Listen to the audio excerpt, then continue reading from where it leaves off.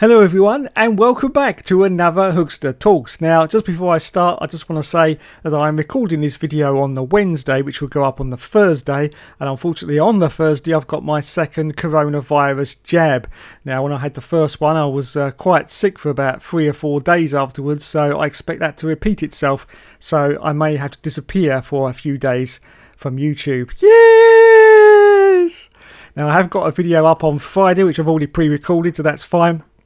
And I know it is the All Seasons 300th episode on Sunday. I'm not quite sure. I will try my best, but we will see where it goes from there. Anyway, we've got some exciting news from the world of Formula 1 and Formula 1 gaming, as it's time for another rant at Codemasters. But more about that later. Let's get this tyre situation with Pirelli sorted out first. And Formula 1's tyre supplier Pirelli saying the investigation into the left rear tyre failures suffered by both Lance Stroll and Max Verstappen in the Azerbaijan Grand Prix demonstrated that there was no production or quality defect on any of the tyres, nor was there any sign of fatigue or delamination. Now, I'm just reading this and I don't even know what this word means. I think they've made it up, Pirelli. But anyway, it says the cases of the two left rear tyre failures on the Aston Martin and the Red Bull cars have been clearly identified. In each case, this was down to a circumferential brake. What the... I'm sure that's what that says. Yeah, it's circumference, but it's put circumferential brake on the inner sidewall, which can be related to the running conditions of the tyre in spite of the prescribed starting parameters, which is minimum pressure and maximum blanket temperature, having been followed. Following the investigation, Pirelli submitted their report to all 10 teams, as well as the governing body, the FIA, and issued a new set of protocols which will come into force at this weekend's race in France. So there you go, it was no one's fault whatsoever. They just spontaneously combusted. Yes. Something about maybe the teams were sort of not getting the tyre pressures quite right. But apart from that, there's no blame from anyone. Which just about sums up the whole of this world at the moment. Yes. No. Wasn't us. We didn't do it. No. Not us at all. No. Corona. No. We didn't do it. We didn't do it. No. It didn't come out of our lab. No. Anyway, let's continue, shall we? That is the official statement then from the FIA and Pirelli about the tyre failures at the Baku Grand Prix. So here's some news about Valtteri Bottas. Now it looks like he could be on his way out at Mercedes at the end of the year, and George Russell of course will be his replacement, which everyone knew was going to happen anyway. But what do you think? Do you think it's game over for Valtteri Bottas, or will we still see him in 2022? Well, we probably will, but not driving for the Mercedes team. Anyway, let me know in the comments what you think about that. Okay, so now it's time for me to bash EA Sports again, which, judging by our last video about this, it seems to be quite a popular topic. Okay, so F1 2021 will be released on the 16th of July, but to download for PlayStation 4, it's going to be £60. £60. That's just for the standard edition. If you want the special edition with all the bells and whistles of having David Coulthard as your teammate, it's going to be $74.99. Now this, as far as I'm concerned, EA, is totally unacceptable. Okay? In the UK right now, we have 6 million people either unemployed or on furlough, which means there's not a lot of money to go around. £60 for a video game is totally unacceptable in this current climate. It really is. I happen to know that it wasn't £60 last year, so EA Sports have come in and said, well, we're not gonna do much to Codemasters. We're just gonna let them, do what they like. But one thing they have done is put the price up of this game, and it's just not on. We are still in sort of the late middle, taking off to the end now of this pandemic, and yet EA seem, in their wisdom, which they don't seem to have a lot of, have increased the prices of a video game.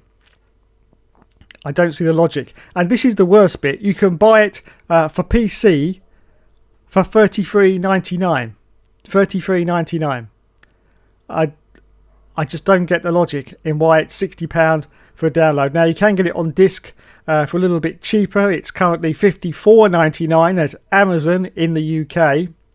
Curiously enough, it's $60 in the US for this game, which if you do a price conversion into UK, it just goes to show how much of a rip-off Britain it is, because that converts, I think, to about $84 if that was supposed to be the real price, but it isn't, of course. They seem to have got it fixed at 60 for basically all the territories. I'm sure it's probably 60 whatever it is in Japan as well. Is it yen or whatever? I'm not quite sure, but yeah, they seem to have standardised the price across the board. But whatever they've standardised, it's too much money, EA, for a video game. Okay, it's too much money. It really is.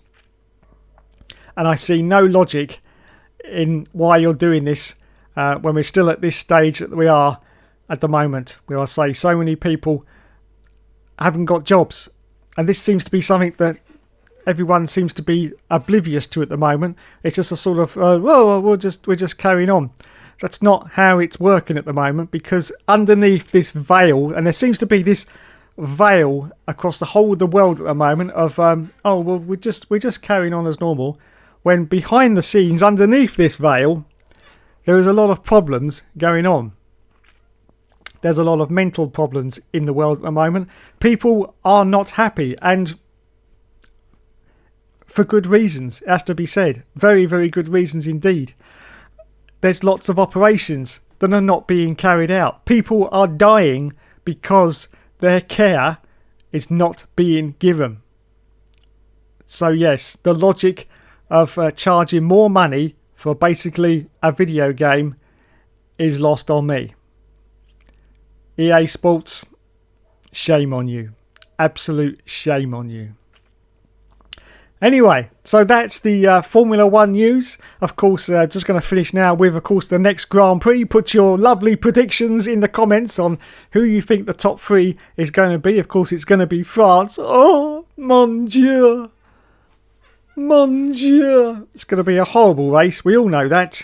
Boring, boring, boring. And of course, this is the first of our triple header campaigns. We may actually get another one if some of the tracks don't get on the calendar. So yeah, but this is the first one. So we've got 3 races on the trot. So in 3 weeks' time, everyone's going to be going, oh God, I'm so fed up with F1 now. It's on every bloody week. Yes, we've got this one now at France, and then 2 double headers at Austria. And then that'll be it for a couple of weeks before the next Grand Prix. So yes, how do you think France is going to go? Well, we know it's just such a boring track. It really is. It's just lots of squiggles and all those lines on the sides. Just no.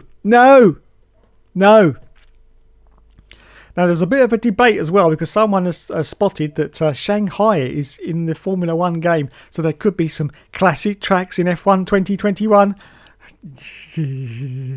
I don't know. Anyway, we will see. We've got all the excitement of that to come next month, of course, with the Breaking Point story on F1 2021, which everyone seems to be looking at right now. We will see. But it's still not worth £60. I'm sorry, it's still not worth £60. No way, Jose. Anyway, that's it from the Hookster. Thanks so much for watching, everyone.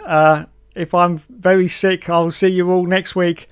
If I'm not, or struggling on, I will see you for the All Seasons 300th episode. Yes, that's right, 300th episode on Sunday. Thank you, everyone. You've been awesome as always, and I'll see you in the next video.